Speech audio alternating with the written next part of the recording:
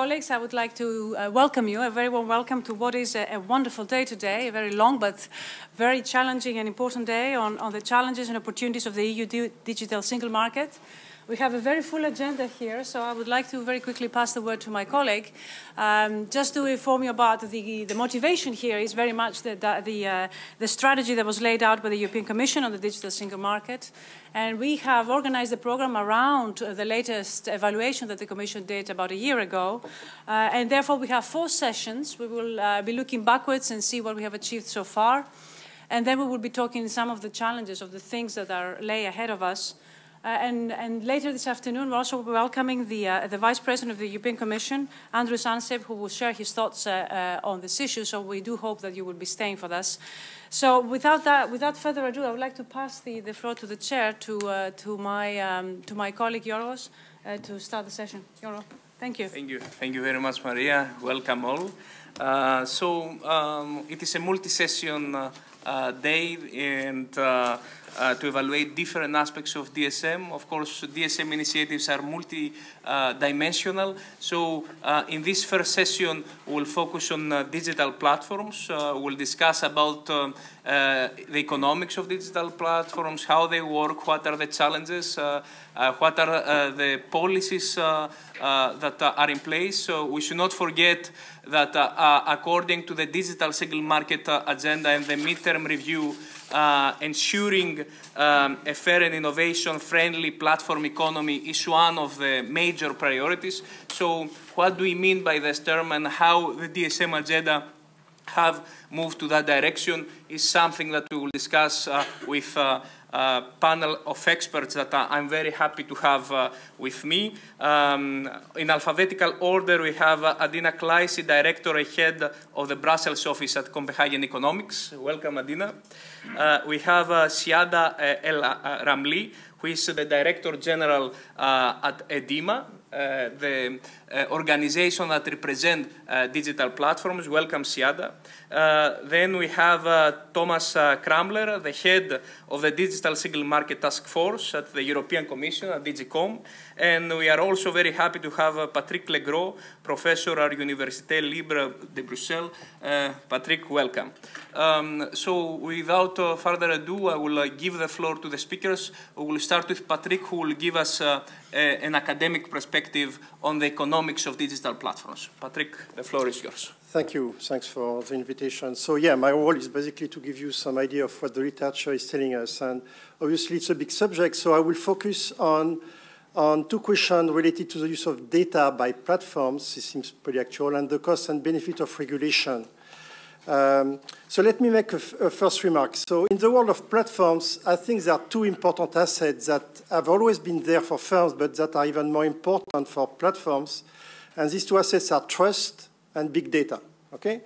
So trust is what consumers expect to get from a platform. They may expect to get good service. They may expect sellers to have good reputation and to deliver. Sellers may expect buyers of the platform to pay. And trust is also important because you may want, if you have privacy issues, you may want to make sure that the platform respects these privacy issues. So that's the first thing. Now, big data, why is big data important? Because big data may be actually used by platforms to create trust, right? If you want to certify the reputation of a seller, it's important to look at past transactions. It's often important also, like they have done at Google, to look at messages that are exchanged between sellers and buyers. That gives you an idea of actually complaints, and to have a more precise evaluation of the quality of the seller than simply rankings that we know can be manipulated, right? So trust and big data. Trust, you want privacy, let's say. Big data, you want to protect consumers, making sure that they have a good service. And the problem for economists is that, you won't be surprised, is that the 2 things may clash with each other, okay?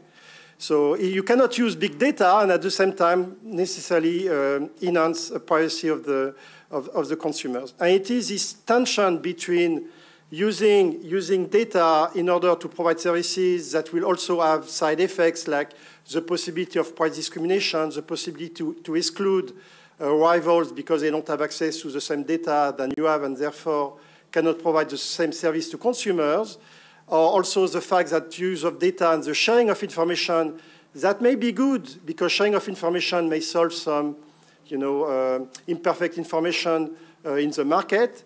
All of that conflict creates a very interesting and complicated trade-offs, both for economists, but also for regulation. So obviously, in 10 minutes, I don't have much time to do much.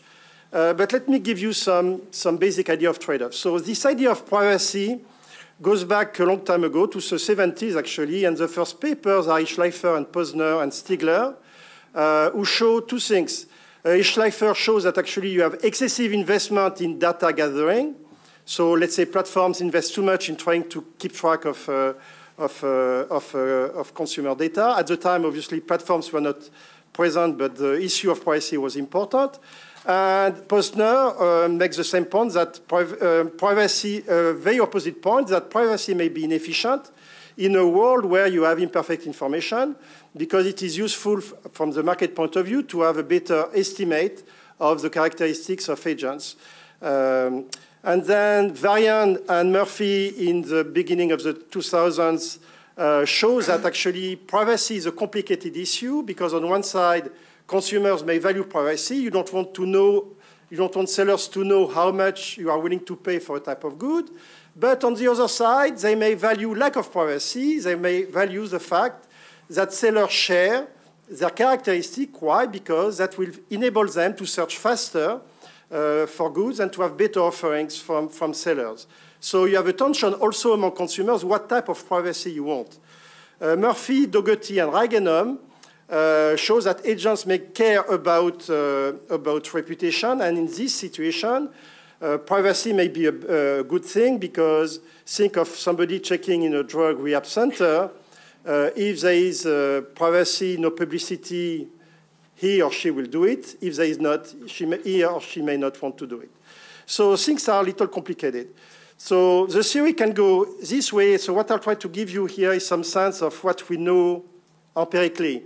And a good sandbox to think of that is literature and information sharing on credit markets. Okay? So the theory says you have a lot of adverse selection.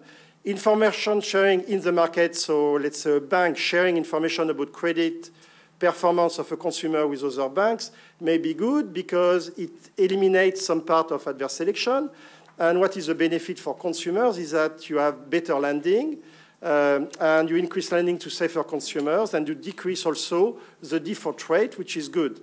Empirically, you have two types of works that have tried to identify this adverse selection effect. One using cross-country data, and another one using macro data. And there seems to be indications that indeed, when you have this type of sharing, you tend to have better performance of the credit market in terms of lower default rate and more lending to consumers.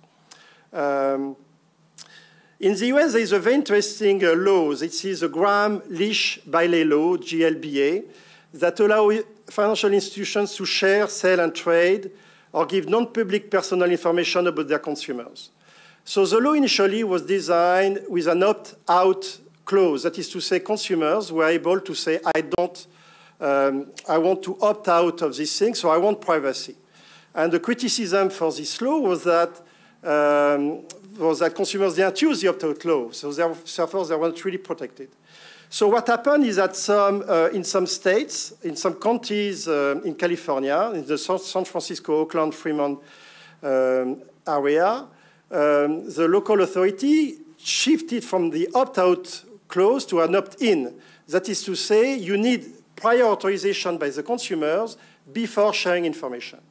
And this provides a very nice natural experiment that has been used in a paper called Screening Incentives and Privacy Protection in Financial Markets by Kim and Wagman. And they compare basically counties where you have the opt-in, so strong protection, versus counties where you have low protection. Okay, and consistent with basically this a model where banks endogenously screen. And the idea is that when they screen, the value of information they have is amplified by their ability to share information with other banks who are willing to buy for the result of the screening. So you have a type of multiplier effect to the sharing technology. And they show that indeed, consistent with the model prediction, denial rates for home-based loans decrease in countries where opt-in privacy was enacted, because opt-in led to less possibility of sharing, and therefore a detrimental effect on this endogenous screening possibility. So you see the effects can be very complex, not only when you look at different benefits of privacy, but when you look also at the endogenous response of firms in response to that, the performance of what firms will do to leverage privacy or not. So the literature also shows that when you think of regulation, platforms may self-regulate, because if you don't give privacy, it may, and you face strategic consumers, it may bite you back, because consumers can adapt. A very simple adaptation is that you may not want to transact today in order to tomorrow to benefit from a low price that the platform will give to new customers. Well, if you know that if you transact today, you will have an history, and if there is tracking of your characteristic by the platform, tomorrow you'll face high prices. So this type of papers has been developed by Armstrong, Zhu, and other people. So it's complicated, I would say, but at the end of the day, the opt-out, opt-in is an interesting, very simple regulatory tool that has been used now in the US and in Europe. Opt-in is basically used. And what do we know about that? So we don't know a lot, but there are two types of empirical work. So the one I know in Europe is a paper by Goldfarb and Tucker, and they look at the consequences of the EU Privacy Directive, and they show that the advertising effectiveness decreased significantly. That's not very surprising, because after all, if you cannot track consumers, or if consumers' characteristics are more protected, advertising will be less efficient in terms of targeting and this type of thing.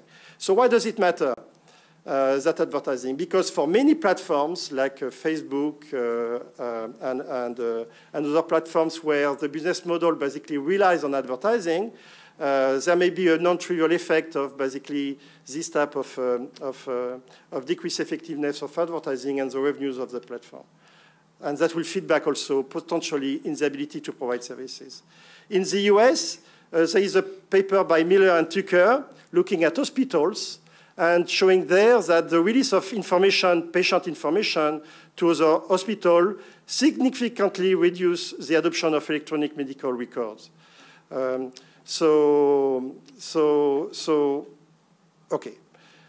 Okay. So that's, I have above my 10 minutes. So to summarize very quickly, the theory says basically that you have to be a little careful what type of privacy you want to protect and what type of data you want to use, and that you have a lot of self-regulation, and that also a regulation based on opt-in versus opt-out may lead to actually non-trivial trade-offs depending upon the type of platform you are regulating. But I will stop here and can explain later. Thank you very much, Patrick. I think it was very interesting to see, and thanks also for summarizing also some academic research on the topic. I realize that I have so much to read after this presentation, but it is very interesting to see the different trade-offs that they are involved, keeping in mind that data can provide some information that can help markets to operate in a more efficient way, and the adverse selection paradigm is an indicative of that. We should keep in mind that there are different types of privacy, and the fact that restricting data could not only be considered as something that it is good for privacy reasons, but may have some economic effects in the transactions, given the fact that we need some information flow to eliminate asymmetric information. I think it was a good start, and to keep, and we should keep these points in mind for the rest of the discussion. I turn now to Adina for her introductory talk. Thank you, Bruno, and thank you, Bruegel, for inviting me here. It's a really nice pleasure and an honor to share the panel with my co-panelist. Yeah, for the 10 minutes I have, I thought to reply to the question of the session, how we ensure a fair and innovative friendly platform economy, by just mentioning two points. First of them is what, in my opinion, are the tools to ensure this friendly platform economy, and the second one is what I have seen that has been done so far in Europe. As regards the tools that we have, I'm coming from the competition background. I think we have two major fields where we can act. First is the competition policy, and then is the regulation, both horizontal regulation and also more vertical sector-specific regulation. As regards competition policy, this is an ex post instrument, we know, but in my opinion, a good competition enforcement can also act as a very good deterrent if it ensures clear principles. In past cases, companies know what are how competition enforcers will act, and then I think it can act as a deterrent.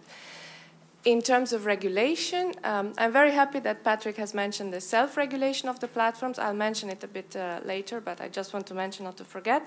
But in terms of regulation, I think regulation has to be proportionate in the sense that it has to clearly define either a market failure or a very clear social objective that it responds to, and it shouldn't go beyond. It shouldn't go to respond to the pressure of some incumbent firms that have been there and cannot cope with this disruptive innovation economy. So I think that's the purpose of the regulators, and that's what they should take care of. And I very much welcome the initiative of the Commission, of the digital single market process, because I think that's in this way the Commission can get a lot of information from the market in order to take hopefully good decisions on how to ensure the regulatory framework.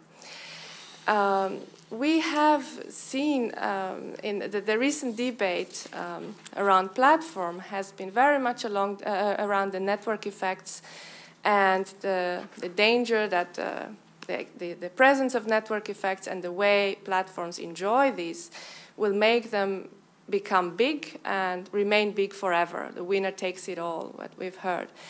I recently read, some time ago, I read the book by Evans and Schmalensi, the Matchmaker's book, and I recently read some subsequent articles inspired by that book.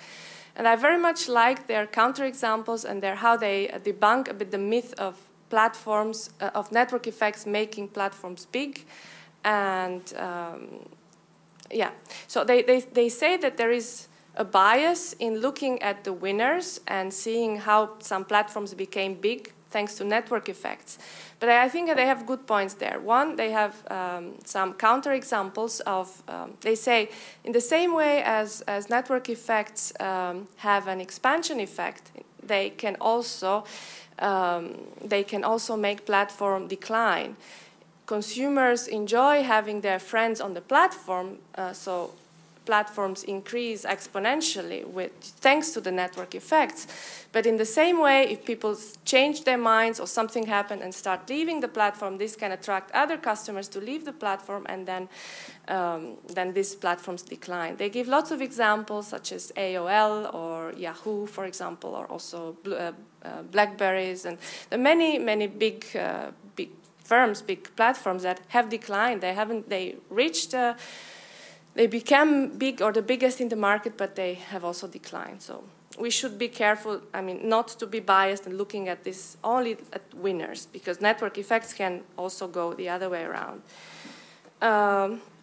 Another important thing to look at, that not all platforms enjoy network effects to the same extent. Social networks have a completely different models from other platforms that work more as intermediaries. In social networks, network effects are very strong, whereas in other platforms such as Amazon, or which is mainly a retailer, or Uber, that intermediates between demand and supply, and where platforms charge both sides of the market, network effects, in my opinion, play less important role than in social platforms, in social media platforms, where one side of the market subsidizes the other, the presence of consumers on the other side of the market. So we should very carefully look at these different types of platforms, because they all have different dynamics. And this takes me to my second point, at what has been done so far. I think the European Commission has gone very far, both DG Competition and the regulatory body of the Commission. As I said at the beginning, the digital single market is, I think it's a very ambitious and nice initiative. It's good to have targets, ambitious targets. I think Commission has done a great job in informing itself, and it's in the process of informing itself, both through the e-commerce sector inquiry and also through various communications, gathering information, understanding how this platform works. I read again recently the communication on online platforms published by the Commission. I think it's great how they tried to find a typology. There are 5 types of platforms defined there, and with a bit of a description of how they work, what their business models are. I think it's very informative to see that they are not all the same. There are very different business models between people like Amazon, retailers, or social networks, or they have you can read it, five types. Now, this is to praise the Commission. Now, looking at the figures, I think I see that Europe is still lagging behind. In this communication for platforms, I found a nice picture showing how many platforms there are now in Europe as compared to the rest of the world. And the figures that I saw there, it's that Europe has only 15% of platforms in number of platforms, and they represent only 4% in value. So it's not that much yet, but there are also some nice success stories. I like to talk about Spotify. Actually, Spotify is, in other statistics I read, the only European company in the top 25 platforms in the world. But I think Spotify is a good example of a success story and how you can make it in a world where Apple, through iTunes, had millions of clients, had billions of data points. We are talking now about this big data, how big data acts as a barrier to entry. I think Spotify made it to enter with an original idea in this music market, and now it's the biggest music provider in the world. So I think that's a good European example, but it's 1 in 25 as far as I read. So I think that's the side of the story that is not yet so brilliant. But yes, that's what I wanted to say. Thank you, Bruno. Thank you very much, Dina. It was interesting to see this analysis on network effects and to what extent it can be a potential risk. Of course, as you said, it depends on the business model and the type of activity that you have online, to what extent this works. You also mentioned some examples of companies that they were very successful in the past, but their success declined, and we need to consider whether the network effects are so much determinant, and are there create problems according to that observation. But also it was nice to have this perspective on successful platforms in Europe that managed to grow and be able to serve a variety, a wide range of markets, and the Spotify is a good example. The question then is why you don't have more European platforms in this direction. I will turn now to Siada, and I would like to ask her how does she evaluate the European environment for digital platforms?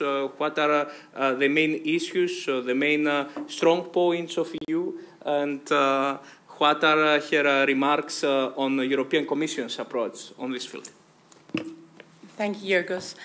So what I'm hoping to present this morning to you is not just where we are today, but the evolution of the platform-focused regulation in the last few years, and also to see where we're going from here. So one thing that I'd like to point out, and that'll be just to pick up on the last point that Adina made with regards to European platforms. We see a great example in Spotify, definitely. But I think the real success story of the platform story in Europe is not so much have we had the next Google or the next Facebook coming out of Europe. No, it's what kind of impact has had on the European economy. And if you look at what we've had for decades as a major issue in Europe is scalability for European industry, getting the market share that they need to be able to grow. And we've seen that the platforms have created, for the first time, an environment where small companies in Europe have been able to access markets that they've never been able to access before. And that, I would say, is actually the real success story. When you see a Polish folklore dress company that used to only reach out to 20 kilometers away from where their manufacturing hub is, now selling across border in Europe. That's a success story. They've been able to reach the European audience at large. So, taking a step back on the regulatory side, I think this mandate of the Commission started with the DSM strategy, the intention of creating the DSM, which I think, as Adina also mentioned, is very ambitious. For this mandate, I would say for the next mandate, I would hope that the DSM would become just a single market story, because frankly, it's become digital. But sadly, the rollout of the DSM strategy is not as big of a success story as the initial intention. We've seen that the Commission definitely, and I don't want to paint with the same brush across all the parts of the Commission, because I think some of the initiatives were very strong, but at times the intentions seem to have lost their course. And by that, I'll explain it a little bit as my presentation goes forward. But we'll see that some of the intentions where there was in 2015, for example, 14 and 15, there was an intention to look at platform regulation as a package. And there was feedback from the member states, from other stakeholders, that maybe it was premature at the time. I'm not saying it's premature right now. I'm saying that that was where the situation, where we started out with in 2015. What happened since then? We've got lots of pressure points that have made the platforms increasingly more interesting as a focal point. We've got societal pressures of terrorist groups that are very tech-savvy, trying to get their position out and their messaging out. We have got elections in some of the major member states, where obviously we all know that politicians need to have an electoral campaign, and having a common enemy is very advantageous. We've got concerns with regards to data use. We have got economic issues where you need to have an economic agenda for Europe to continue growing. And somehow that has all translated back to the focal point on platforms. It's a nice, inclusive sector to talk about, but so divergent in terms of what kind of platforms you actually have. You can't really compare a search facility to a social network or to a travel and platform. They're all different in nature, and I think that that's what makes the platform debate so interesting, but also so difficult to deal with. DG Competition has done a sector inquiry, which frankly I must commend them on the fact that they remained very focused on the objective at hand. EDIMA does not deal with competition policy, luckily, so I don't have to go into the details of the sector inquiry, but I know that it remained very focused, evidence-based and focused, which is where, to my point of it, the DSM strategy rollout lost its course at times, is where we have a big issue. Because evidence-based, with all the pressure points that I mentioned, the evidence base of policy-making seems to have gone amiss in the DSM strategy rollout. We see that we've got, actually this week, there will be announcements on fair business-to-business relationships proposal for platforms that's going to come out. The evidence base, and I do have some of the feedback that was given to the Commission in terms of quantifiable feedback through their research, is minimal. frankly questionable whether it would be strong enough on the scale of the platforms to call it as real concern areas, yet there's a political will to do regulation in that area. So this balance between the political will to address supposed concerns and the evidence base that's actually being collected is very questionable at times. We've got that in P2B.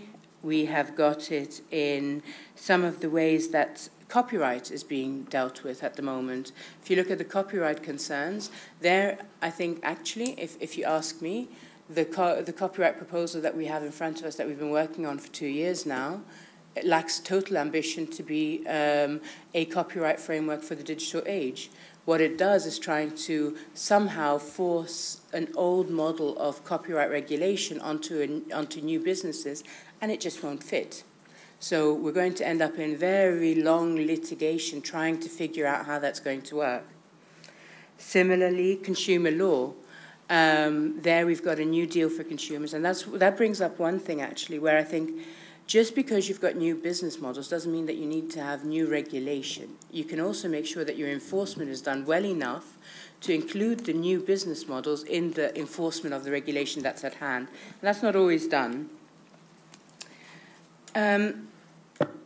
One concern as well is contradictory legislation. So whereas in the proposal that's coming out this week on P2B, we see that obviously we're trying to create a fairer environment for business partners, for platforms, of platforms in their dealings with the platforms because of the scale issue and how big the platforms are. But at the same time, you need to bear in mind who the end consumer is and what the regulations are in terms of your responsibility to them, from data protection perspective, from a consumer law perspective.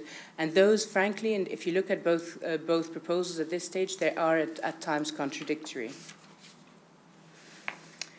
So it sounds like I'm whinging a lot. So I want to try and be a little bit more hopeful, but at the same time think about what needs to happen.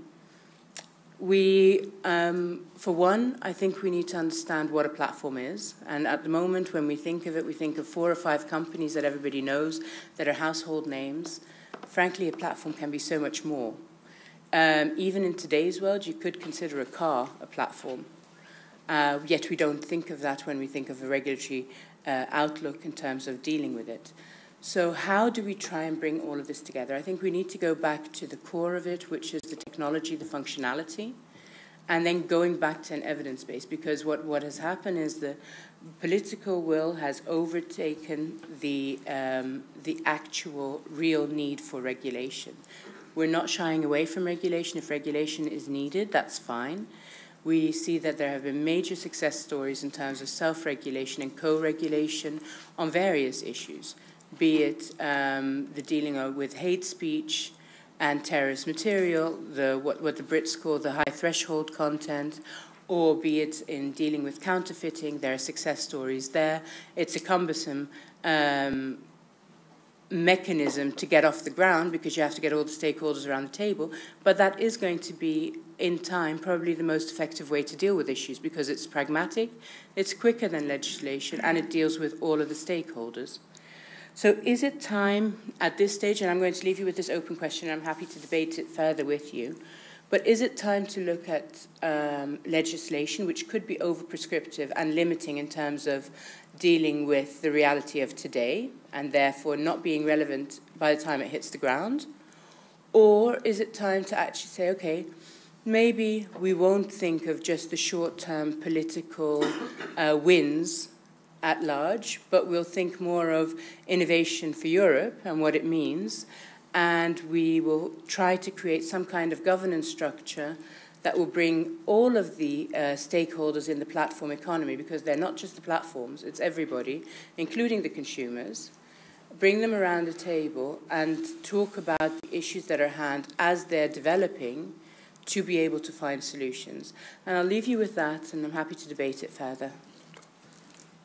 Thank you very much, Siad. I think it was a very structured talk with a lot of points that were being mentioned.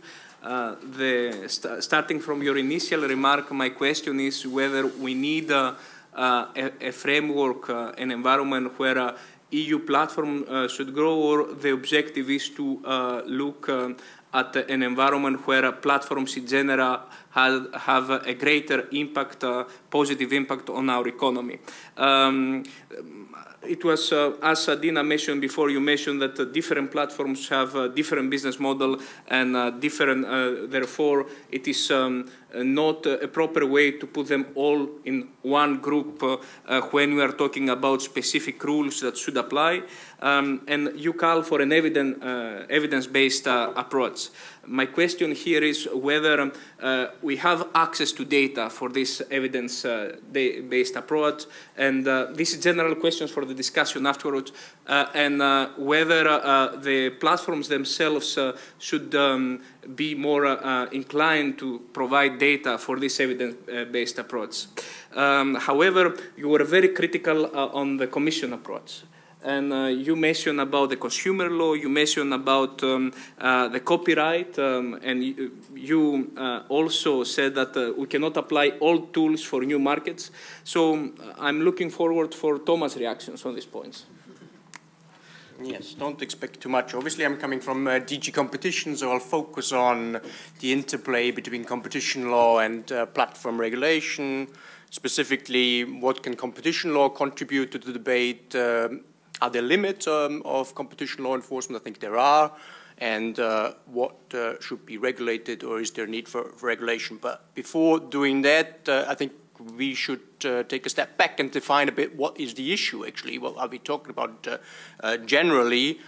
Talking about facts-based approach, you know that the Commission carried out this large-scale sector inquiry into e-commerce last year. What we found is basically that in e-commerce specifically, you have enormous growth rates, 10 to 20% in various member states, but you also have the platformization, if I may call it that way, of e-commerce markets. That means that big players in e-commerce are taking a great chunk of the market, which is in and of itself not a bad thing. So big is certainly not bad in our view, but it's a fact of markets which one has to analyze. That has obviously also positive effects on the digital single market, as you rightly said.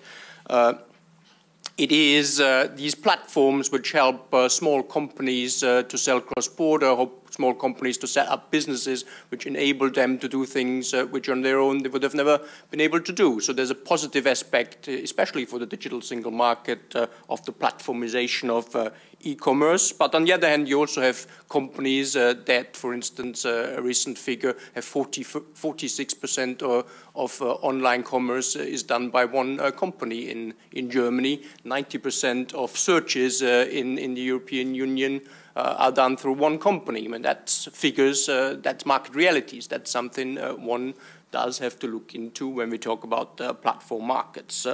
So first question probably before we go into the concerns about platforms and what makes platforms different from other markets or could make platform markets different, what is a platform? I heard a lot of people talk about Spotify.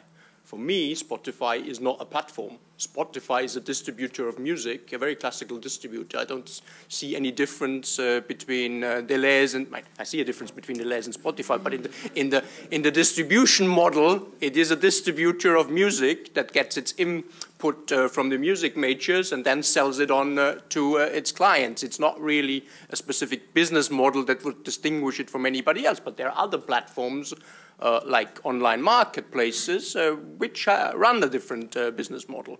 They are an intermediary between, on the one hand, the consumer side, on the other hand, the merchant side. So there's different business models out in the platform world, and when one talks about platforms, I think it's wise not to put all of them in the same box or same basket, because many different platforms run different business models, and it's wise to look into the different business models before coming to any conclusions. So what makes platform business models or platform markets different from other markets, and is therefore, should we be a bit more concerned when looking at platform markets than we should, or we are generally when looking at other markets?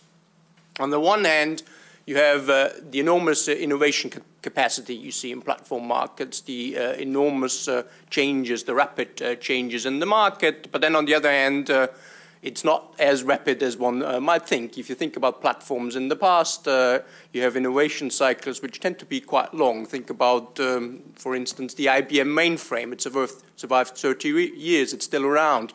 Many companies still rely on it. The Microsoft PC operating system, it's still around. Many companies, especially businesses, still rely on it. It's not a platform that has been displaced within 30 years. So one needs to be also a bit careful to always talk about the radical changes, the quick market changes, because some companies tend to stay around with huge market shares for a long time.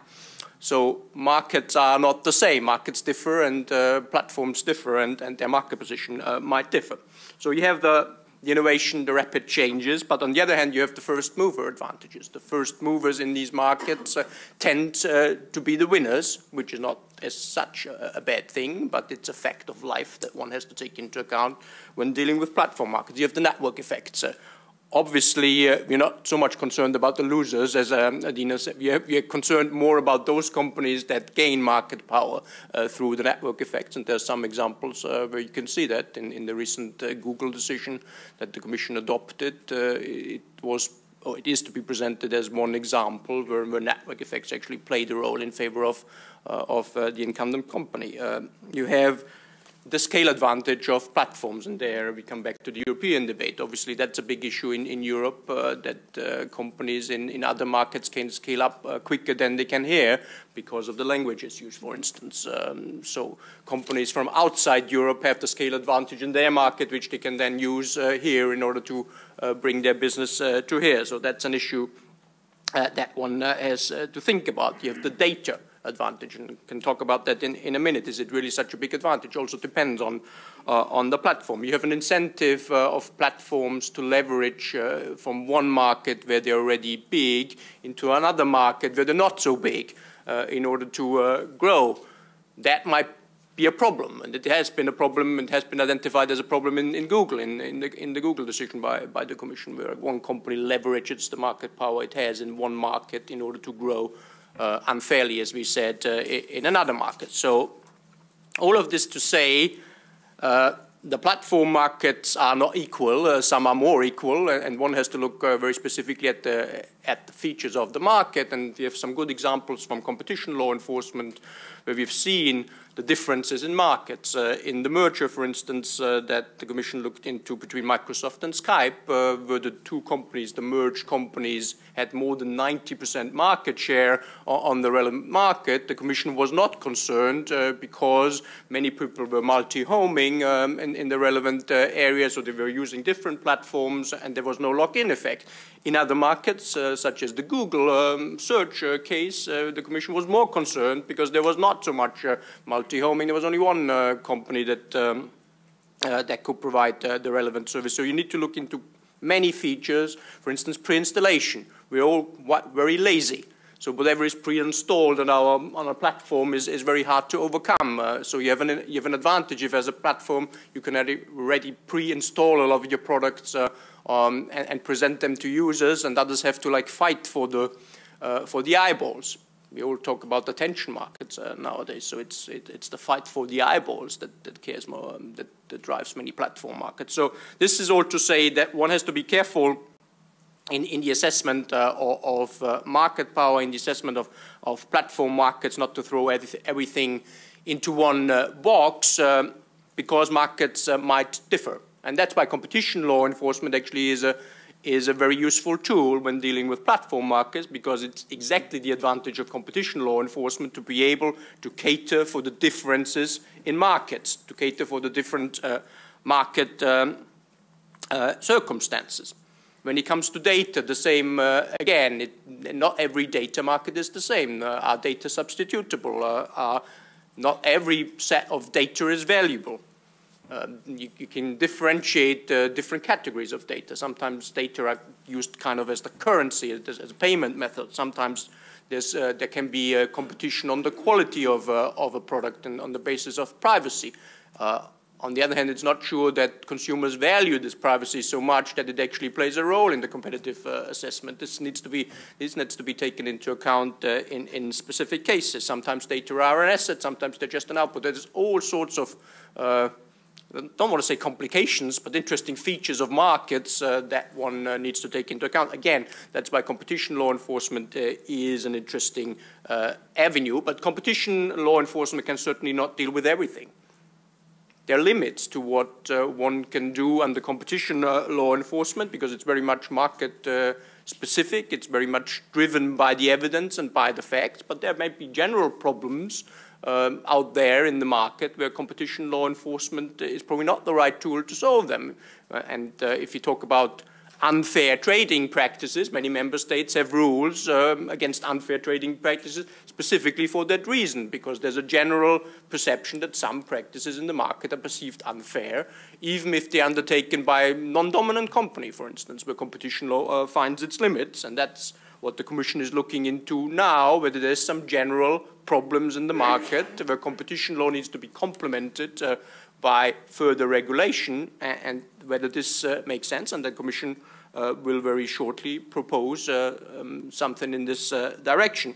But this is just to say, in order to grasp the wealth of issues with platform markets, I think many different tools have to be deployed. One could be the facts-intensive, fact-specific competition law enforcement tool, but on the other hand, for some issues, regulation might actually be the right thing because competition law enforcement cannot practically deal with the mass of the issue, and therefore the right tool needs to be deployed for the right problem. Thank you very much, Thomas. I think you described in a very comprehensive way some competition issues that can arise from the operation of online platforms. Of course, we should keep in mind is that in the cases like the Google line you mentioned, we had also the element of dominant position. The question is what happens if we don't have dominance in the market, and I will be happy now that we are moving to the discussion to have some comments on that. I would like to turn back to Patrick. He in the end of his talk, he mentioned some about the regulatory approach, and he also mentioned self-regulation. I guess the mechanism that self-regulation applies is different when we are talking about privacy issues, which is something related to the economics of trust.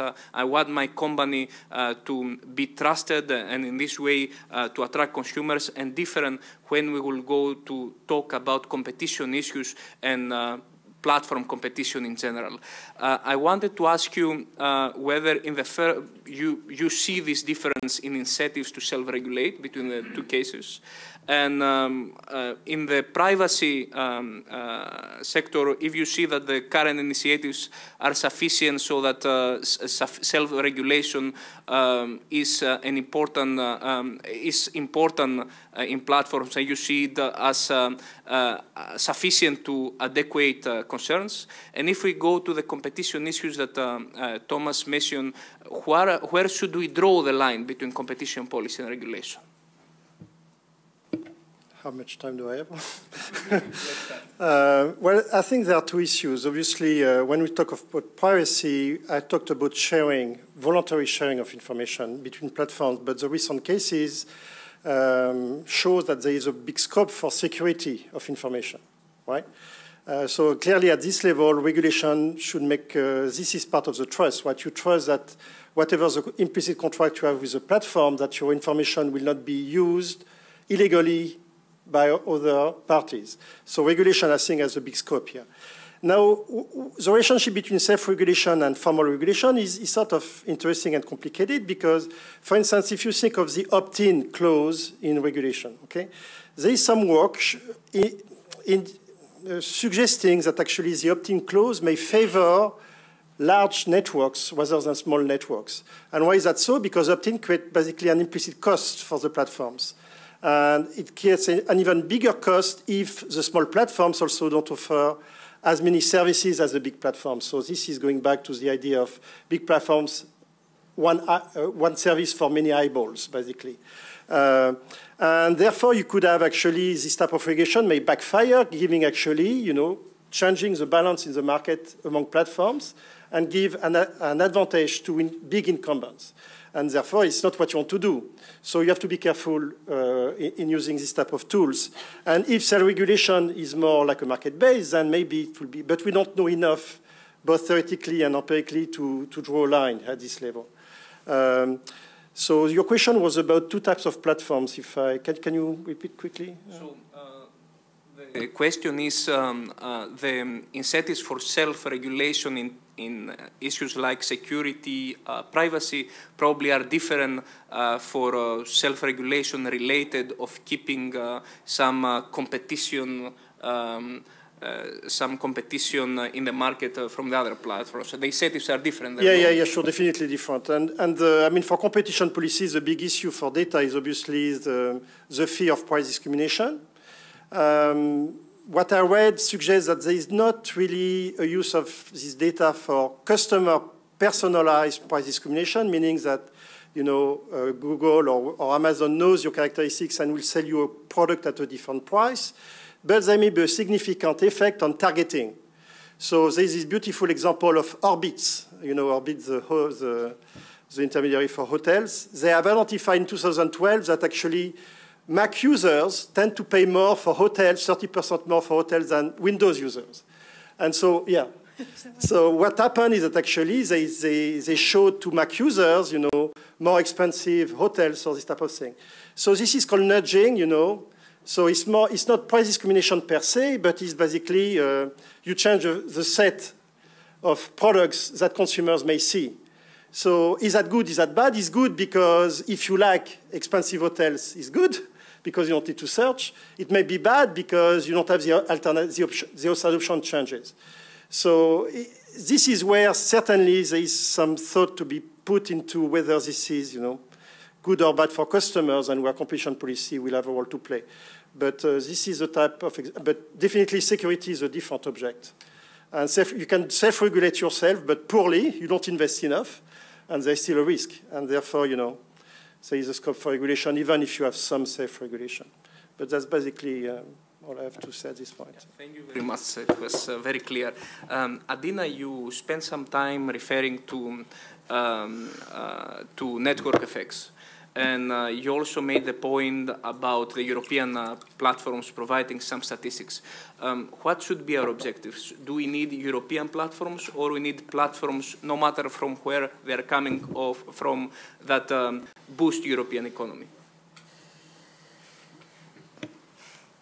Very general question. I welcome contributions from everyone. Well, I think the purpose is growth, benefit of consumers, so anything can contribute. Actually, while you were talking, I was thinking, I was giving examples of the big platforms, and unfortunately, Europe has not been able so far to produce big international platforms. But on the other hand, if I think of Europe, of course, is more fragmented than the US or China itself as a big country. It's more fragmented, and then probably because of consumers' preferences, some smaller platforms at the national level manage to emerge, and they make consumers, I don't know if equally happy, but happy. I can give an example. I am from Romania, and the Romanian Amazon is a Romanian e-commerce platform. It's called e-mag, like e-shop. And this is very, very, very successful in Romania. It managed to bring a lot of competition in the market, that managed to help small suppliers from all over Romania to be in the market. And this is a very good example, so I don't know whether, and also is in the interface with the Romanian customers is maybe easier than Amazon, so I think they made it in Romania more than Amazon. Also because Amazon was not present because of this maybe not enough scale, not enough a network in Romania to distribute. I don't know exactly the facts, but I think, yeah, smaller networks also contributed to growth, to satisfaction of consumers. So I wouldn't be able now, without further thinking, to compare what is better. But yeah. Thank you. And when we are talking about networking effects that you mentioned, what is the importance of the ability to multi-home between different platforms in defining whether we have the potential lock-in that Thomas mentioned or not? That could go to both of you. Yeah, Thomas, if you feel free to. Yeah. Yes, multi-homing is a question of fact, obviously, and then multi-homing can happen on both sides. No? You can have merchants, for instance, on a merchant platform going to different ones because they think one platform is not enough, and you have to go to many platforms in order to be able to sell properly. On the other hand, you have the consumers who might want to focus on only one platform because they think this is the most convenient one for them to buy. So you can have multi-homing on the merchant side, in my example, and single homing on the consumer side, or you can have it the other way around. So it's actually a very complex question to get it right on the facts, how much multi-homing there is. But generally, the more multi-homing there is, especially on the consumer side, the more competition you would expect on the platform side, obviously. And could I have also your comment about the dominant position and whether we should look also at platforms that have dominant position, referring to the competitive practices you talked about? Yes, I think that definitely some practices, I mentioned the leveraging practices, which we see in platform markets. The dominant platforms have an incentive to use the dominant position in one market in order to grow in another market, and that sometimes not by very fair means, and I've mentioned one example where the Commission took issue with that, and that is an incentive that platforms have. I think it's not that it's hard to deny that if you already have an entrenched position in one market, you might have an incentive to broaden the scope of your businesses into other markets. I think that we've seen in many platform markets in the past, and that's something competition authorities need to be vigilant about. Thank you. Siada, we talked a lot about competition, but you also pointed out some other critical points of the DSM agenda related to the platforms. And your final remark was about whether and how regulations should be implemented. We had also with Patrick an active discussion about privacy. So my question is that in terms of privacy, you see that the European initiative moved to the correct direction. We had also some recent cases that probably make this discussion very timely. And according to your personal opinion, do we need to go into regulation of platforms, and what should be the basic principles? I'm actually going to fully agree with Thomas on this one, where I think there's going to be a need for a combination of, and I think that's why I also gave the options, because we talk about the two extremes, so self-regulation on the one hand and full regulation on the other, but there is a middle way as well, which is co-regulation, where a lot of success has been seen, where we see that together with the legislator and stakeholders, you come up with a pragmatic solution. That's something that shouldn't be snubbed as an option for the future. And I think we'll need to have a combination of, we've got the GDPR coming into play in May. We see that Europe is a front runner at a global level on that, where you have a fundamental right there, and the European institutions as a whole, European stakeholders, worked very hard on the GDPR. Let's see how the rollout goes once it comes, once it's transposed. I know that from an industry perspective, a lot of effort has been put in to be GDPR compliant by the 25th of May. So, yeah, that's an area where I think regulation is a cornerstone. But what I think is more important, and I did mention the enforcement aspect as well, let's look at where we already have regulation in place that can be used for new business models. Just because you've got a new way of doing business doesn't mean that you need to have new regulation therefore. You just need to be able to apply it properly.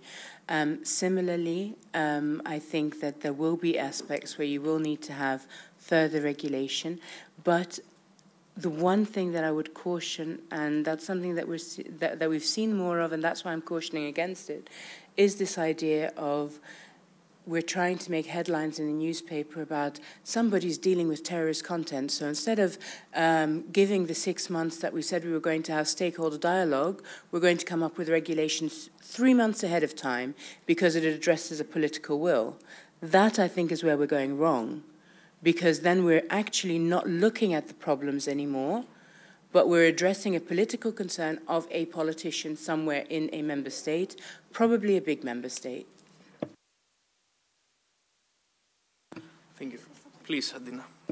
Yes, sorry, thank you for... I would like to... I don't have the answer to this question, but I would like to add to the debate on regulation and what the issues are. I think an important question is the split of responsibilities between the European Commission and the member states. I cannot help but always giving the example of Uber. The entry of Uber in Europe has brought a lot of competition in an industry that has been very, very concentrated. But we are struggling for years to find a place of Uber, so we keep, member states still have a lot of discretion in going against Uber, but mainly by responding to the pressure from incumbents instead of defining clearly. I think the European Commission would be better placed to define clearly the market failures that have to be addressed through regulations. If this is left to the discretion of the member states because some courts have decided that Uber is a transport rather than a digital service, I think we are in the danger that these big platforms, regulation will go all over the places, will not be focused on market failures or maybe even some social objective but clearly defined, but rather respond to some political pressures that are very different in a fragmented Europe, in very different member states. Of course, governments should have discretion to some extent, but this creates the risk that these big platforms that are present everywhere are not sufficiently protected. And it is a good point to mention also that we talk about regulation, but when we have these digital platforms entering to traditional sectors that they are incumbents there, how this regulation is shaped, and the political pressure argument, I think, is very valid with this respect. Before I open the floor for questions, is there any additional comment from the one to the other that you would like to address? Yes, I think one elephant in the room that I didn't mention, that's why I just have to quickly mention it, is the e-commerce directive, which has been the framework for online operations for such a long time. And through some of the initiatives, like the copyright directive, for example, has been questioned. And I think that going back to my point on enforcement, I think that one thing that we need to look at is what is the value of the current legislative pieces that we already have. Do we need to hack away at those to seem like we're innovative in our regulation? Probably not. Probably we can build on it as opposed to reopening things that shouldn't be reopened, such as the e-commerce directive as a framework. I'm not saying that there aren't particular areas that might need addressing, but the approach to which we do that, let's just be very cautious as to what we're actually going to achieve if we do attack a framework like that. And of course, the enforcement is a big issue, an objective that we should have in mind. Any other comments? So let me open the floor for questions. Please raise your hand, identify yourself. We go to Adonio firstly.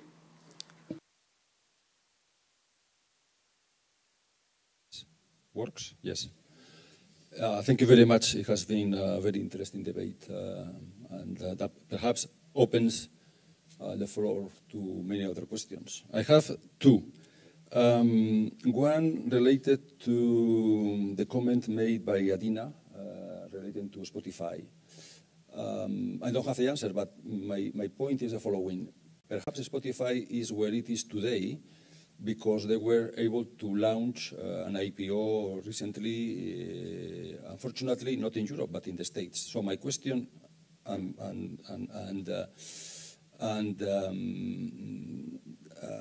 my question is, are we short of big platforms in Europe because we don't have a large enough market capital markets or capital union market. I mean, capital market union was perhaps focusing on this ability to finance all over Europe initiatives like Spotify. So this is a point, the link between size, role, and the capacity of the market. My second comment / question relates to what Saida and Thomas mentioned before, which I can summarize in the way of all tools to analyze market dominance in today's market. I understand that DG Comp basically focuses on two main variables: impact on price to the consumer and market share. But having the fact that in some cases platforms are theoretically free to the consumer, one of these two key components is missed. And perhaps in the case in Germany with Facebook, with Facebook, I think, where basically they are analyzing the concentration of market share, making use of free data, perhaps could be opening a new venue to DG Comp. Thank you. Collect 1, 2 more questions. Maria has a question. Yes, much. I am fascinated by this idea of co-regulation, and I think it's fascinating because it does appreciate the fact that there are both benefits to some aspects of the economy be self-regulated, and some aspects of the economy better left to the regulators. But in an environment where you are ridden by very big uncertainties, both on the risks that arise from a digital economy, as well as the economic impact of digital economy, what side of this trade-off should we be leaning off ex ante? Should be more risk-averse and so go for the regulation at the cost of over-regulating? Or should we allow self-regulation to take over also for allowing us to learn about the dangers and the risks that arise? Thank you. And one more question before we go. So we are already there, and this next round will go here. My question is about the single market more broadly. So basically 25 years ago when we were speaking about the single market and with the Maastricht Treaty, we promised the promise was made to the European citizens that the prices would be lower across Europe and that the prices would be the same. What we have seen since then is that prices are not converging, and for instance, Belgian consumers still pay 13% more for their usual expenses for fast-moving consumer goods in Belgium than in the neighboring countries. Obviously, the platforms are an opportunity from that perspective, because basically if Belgian consumers were able to shop across the border, this would make a kind of pressure also on the physical shops, but that's not exactly what we see either, because mostly Belgian consumers, for plenty of reasons, are redirected to the local platforms, and these platforms tend to price differently across Europe. And so the question is, will we finally get to converging prices across Europe, according to you? Thank you, Alexis. We know you, but for the audience, could you identify yourself also? Alexis Walkers, Chief Economist of the Belgian Competition Authority. And let's take one final question here before we go to the answers.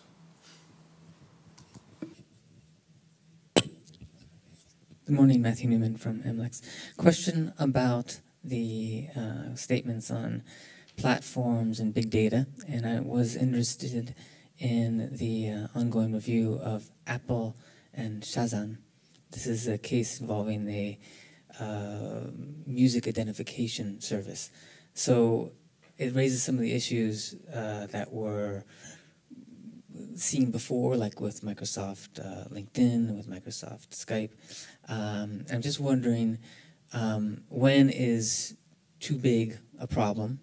Obviously, Apple has a nice walled garden, and Shazam is probably the leader in this music identification service. But the market shares are quite small for both. Like Apple is small in mobile phones, but relatively big on downloading music. So the question for Thomas actually is, what is the line of a problem with the combination of these two markets? I just want to note that Beuk, the consumer group, has concerns about this because there's potentially a problem of interoperability. Let's say if you download Shazam, will that automatically push you towards Apple, and then the other competitors, let's say Spotify, would be forced out of the market or denied market opportunities? Thank you very much. So let's go to the responses. Yeah, Thomas, you want to start here? Yes, on the last one, obviously I can't comment on the ongoing case, but more generally, what kind of things are we looking into and that you've already seen in other investigations when it comes to data markets? Is there a barrier to entry? Do data accumulations hinder other companies from entering the market? What kind of data are actually gathered? Are they replaceable, substitutable? Is there an exclusive data use? And all of this will play into the mix. And then when you assess a transaction, like in this case, you have to then evaluate whether this is an advantage that the entity will have that stems from the merger in this case. But generally, these are the parameters that one would take into account. I can't obviously comment on the specific one. And now that I have the micro, probably the answer to your question is, you had the question, what about our tools? Are our tools adapted to the market conditions? I would say yes, because in many cases we've already moved away from this focus on price. The Google case is a very good example, where the search service basically is for free, and we still define the market on the basis of a service that doesn't cost anything to the consumer. And obviously the analysis goes much beyond market share. You look into the barriers to entry. Google again was a good example where we looked into the data that Google was accumulating from all the searches, and whether that was actually giving it an advantage over its competitors, whether any other search engine could actually match that. So we're beyond, I think, that we look into whether there's impact on choices and innovation, what kind of role the data play in terms of barriers to entry and market definition. I think most of the competition authorities around the world have actually moved away in these markets from a pure focus on market shares and pricing. Most of the trend goes towards a much broader analysis of different issues in these digital markets. Yes, then the pricing, the single market issue. I think the promise was not prices will be the same all over the place. I think the promise was choice will be the same all over the place, and that I think we are getting towards with the geo-blocking regulation, for instance, that was adopted and will enter into force in December this year. Belgian consumers, in your example, will be able to at least see and to also buy outside Belgium. The only thing that they won't be able to do for goods is they will have to arrange the shipment for themselves, but there's many intermediate companies who will do that for them, and you see that already working. So this is a step in that direction. So if choice is increased, then prices might follow, but I think the aim cannot be to level the prices throughout the European Union, but at least to give people choice, and if they want to shop around and go through the hustle of going to, I don't know, a Bulgarian website, they should be able to do it. Thank you, Thomas. Siada. Yes, I just want to address the point about the free services for a second. You mentioned free services, and the issue of data as a counter-performance has come up in different contexts, not only from a competition law perspective, but also if you look at the rules for the supply of digital content, the contract rules for the supply of digital content, that aspect has come up. And if you would like to read not an industry position, but an interesting position on the aspect. The European Data Protection Supervisor actually issued an opinion on that to state that considering data as a counter-performance could be counterproductive as in the larger scale, because you're putting a quantifiable value on data, which would limit actually how you can. Also, it would have repercussions on the consumer as well, in terms of using it as a commodity in a broader sense. So that would definitely be something I would revert you to. With regards to your point on the pricing, again, I would refer, like Thomas did, to the geo-blocking proposal, where the availability of the services and the goods will be available to the Belgian consumer. Now, whether the Belgian consumer is aware of that fact, that would be the next step, to make sure that the Belgian consumer is aware that they can go beyond their national market to go for those different options. But the geo-blocking proposal is an example where that has been made available to allow for some form of fairness there. I think to Maria's point on the ex-ante positioning right now, from a regulatory framework where we're going, I think that's exactly the question. Are we willing to take a risk to figure it out through the possibility, the range of tools that we have in terms of regulation, co-regulation, and self-regulation, and a combination thereof? Or are we going to revert to what we're most comfortable with, which is to try and come up with regulation to the reality of today, with the understanding that we've got a certain implementation time and that it might not actually be effective by the time it hits the ground. And I think that's the question that European regulators face today. Very often, sadly, I still find the answer, even when you're at later stages of the legislative process, that a lot of the detail is left to say, well, it's too complicated to deal with when we're getting the legislation off the ground, so we're going to leave it to litigation. That, I think, is a very concerning trend that we're seeing more and more of, coming from member state representatives when they're discussing it at Council, coming from the European Parliament, and even from the Commission. And leaving too much uncertainty there will only create divergence and fragmentation in terms of implementation of the legislation we have. Adina, you want to address also, yeah? To start with the question of Spotify, I'm not an expert on Spotify, but to the little I know about capital markets in Europe, I definitely think that they are less developed than in the US. Venture capitalists are not so common way of financing in Europe, but I don't think Spotify made it in the US just because of this reason. I think they had an original idea, and I think they managed to play with this two-part tariff concept, because Apple was charging, they have a different business model. Apple was charging, it was a variable cost, variable price for each item, and they came with a fixed price, and then leaving everything consumers to use as much as they want. So I think it's an original idea, original business model, so that's why they made it. And of course, financing was easier, I think, in the US than here. And just one comment to the regulation, self-regulation. My opinion, I very much agree with Ciara that it's not to go either to the extreme, to either of the extreme. You are asking which way to go.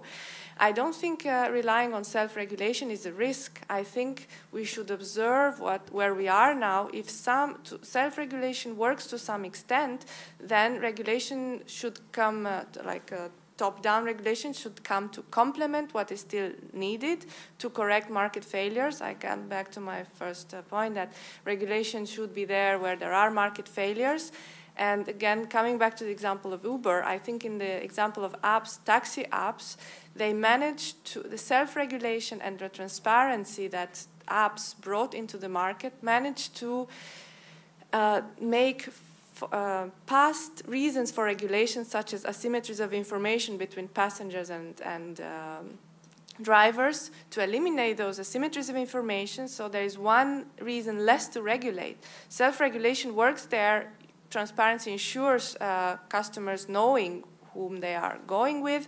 Also, this rating system, to the extent that it works and is well designed, provides a lot of information about each driver. So to that extent, I think self-regulation made a step forward, and then maybe there is less room for regulation.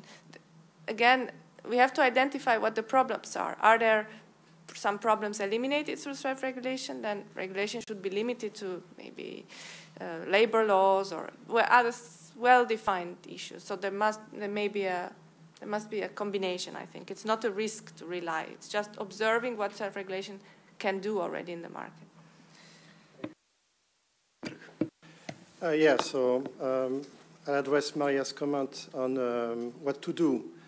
And honestly, if we're honest, we are not very good at predicting the future, especially in very complex environments. And however, on this issue of when should you intervene as a regulator, there are some insights from again, the academic literature. And I'm thinking in particular this paper by Siegel and Winston. They look at industries where you have a lot of innovation, potentially. And the idea is that incumbents may get, a dominant position very quickly. And the question is whether this dominant position will prevent entry by small incumbents. And then antitrust may step in to rebalance the market, and to create better incentive for the entrants. But obviously, when you do that, you may depress the incentives for the incumbent. And there is something relatively robust coming out of this work. You have trade-offs, but what is coming very relatively robustly is that in worlds where innovation is very fast and important, then this is when antitrust is very costly. Okay, so now the question is, how do you identify very innovative and fast? So the question will be, what is the innovation that platform brings? And can you think of a Spotify as a very innovative firm, Facebook as a very innovative firm, or whatever? But this provides at least some type of very simple benchmark to say, when stepping in this type of complex environments will be costly for society because you change incentives of the big guys and the small guys, or when it is good. So I think that's the thing. On the question of price and regulation, I like actually a lot this idea of local markets versus global markets. And clearly, you could have convergence very easily if you have a dominant platform, right? They will set one price, but probably you'll have other effects. And as we know, the difference in price is something that you get very naturally from this type of model when consumers search for products. Because obviously, the intensity of search will depend on what they expect to get. And therefore, they may stop searching very quickly if they have some anticipation about the distribution of prices. So I don't know to resolve that, and I don't have the answer to why European platforms are smaller than what you see in the US. Is probably because there is a trade-off between catering to local taste versus having a global product, which you observe in other industries also. So is that good? Is that bad? It's not clear. But you may have more of this trade-off in Europe than in the big platforms in the US. So that's all I have. Thank you, Patrick. Let me go back to the digital single market strategy. When it was announced in 2015, a striking observation was that while e-commerce grows in a rate of 22%, which is quite high, cross-border trade is much lower than domestic trade online. So probably we could also see as a part of the digital single market agenda the growth of European firms by reducing the barriers for them to trade cross-border, and in this way increase the scope and the demand that they can serve. So any other final remark, because we are about to conclude from the speakers, from the panelists? Sorry, there was a question there. One final question then.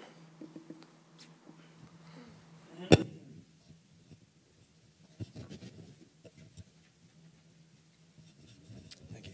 Hello, my name is Jamie Patel. I work for LVMH. Maybe two questions, if I could, very quickly.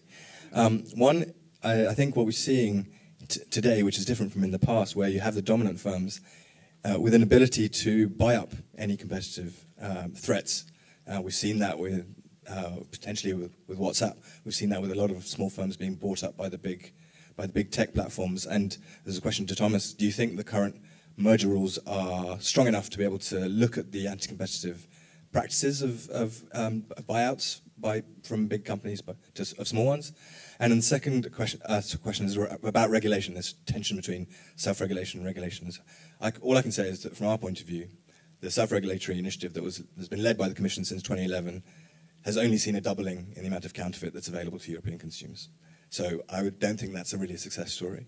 And I think if you're talking about trying to apply the current rules, the rules around offline marketplaces and their responsibility when it comes to illegal goods has been set very clearly by the ECJ ruling on Tommy Hilfiger. So why don't we just apply that? If the current rules are good enough, why don't we apply those rules to online marketplaces? It's actually the online marketplaces that are calling for themselves to be treated specially and differently.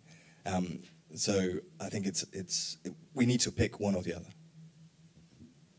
Thank you. Please, Thomas. Very quickly on the merger rules, I think we're catching the ones that we should catch. We haven't yet spotted any big hole in the merger rules. I mean, there's been experiments in Germany and Austria with different thresholds, but I don't think they lead to any different results in the end. So we're catching the fish that we should be catching in the net. I think that's a fact for the time being. And then on the rules,